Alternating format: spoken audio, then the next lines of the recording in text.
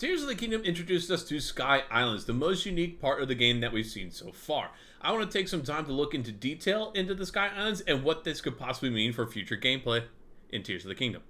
Let's get into it. Now, these islands are pretty complex in nature. I mean, you could just see a winter island on the right with a bunch of different mountains stacked on top of each other with a waterfall, compared to the left side, what looks like it's autumn with only yellow leaves and a couple different trees around with a couple unique buildings that look like you could float around, go up and down with the recall ability. But another thing that I'd like to point out that I noticed right away in the trailer, and that they also mentioned, was that the trees and bushes are vastly different from what we saw on the ground. Like I said, there's a different season, or at least it seems like it's a different season on these different islands. So it makes me wonder what kind of unique crafting materials we're going to find here, what unique monsters we're going to find only on these Sky Islands, like the new automatron robot that we saw in the trailer that we get to fight. I'm curious of what really is making these Sky Islands that much more special compared to the ground and what we saw in Breath of the Wild. I'm curious what you guys think. I think we're going to have a lot more crafting materials, if anything, on these Sky Islands, but let me know what you guys think. Now, another question that comes up for me with these Sky Islands is what's going to happen with the shrines that we saw in Breath of the Wild. If you take a look at the mini map on the screen,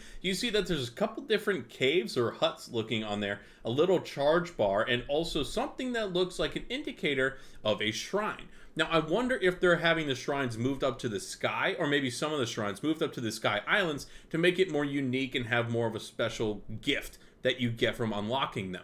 I'm curious to see what you guys think. I hope that they make it a little bit more complicated to get some of the unique abilities that we have, and it also looks like these little caves are going to end up being something we can explore more, which, I don't know about you guys, I'm always game to explore more of a Zelda game, but let me know what you guys think about this as well. I hope it's a W around it. Now, moving along with that thought process, how many Sky Islands are actually going to be inside this game? Is it going to expand as we progress through the story and unlock more abilities, more of the story, or are we going to have a set amount the entire time? I hope that you get to unlock more, because even though Breath of the Wild had a huge map and they're building off of it, there's always room to improve, and this obviously is making the world even bigger than it was before with these introductions of these Sky Islands. I mean, look at the clip right here. These islands are absolutely massive, and there's so much room that we get to explore, not on the surface of everything, but also on these brand new islands. Hopefully there's going to be more coming, but I also would not be surprised if we're stuck with what we have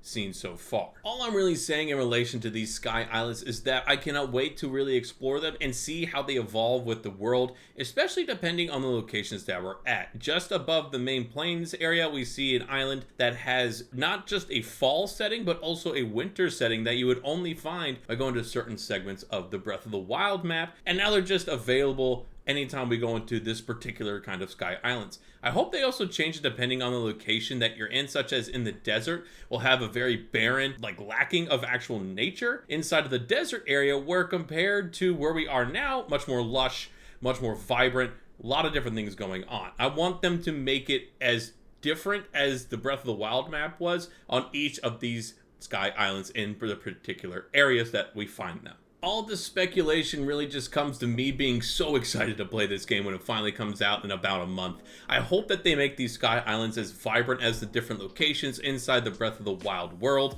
and I cannot wait to explore each and every one of them. But let me know what you guys think. Do you think I'm a little off base with all these speculations and theories, or are you hoping that some of them are coming true just like I am? I want to make sure that you have so many different islands to explore inside the sky. But again, let me know what you guys think down in the comments. Make sure you hit the like button, hit subscribe, and I'll catch you guys on the next video. Peace.